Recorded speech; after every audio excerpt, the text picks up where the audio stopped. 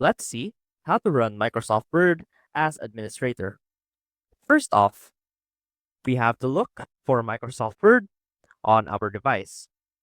So since I'm on Windows, I will simply click the Windows key on my keyboard or click this Windows icon on my taskbar. And from here, I will type in Word to search for Microsoft Word. And when you have it installed on your device, it should show up right there. Now, to run this as administrator, I will simply right click my mouse and it should give me an option to run as administrator. Now, when I click on that, Microsoft Word will have a window pop up where it basically is a user account control, which will verify your action, which will also allow you to make changes to the device that you're currently using. Now, click on yes.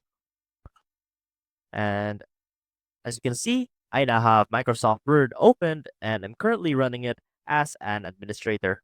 I hope this helped, and I will see you soon.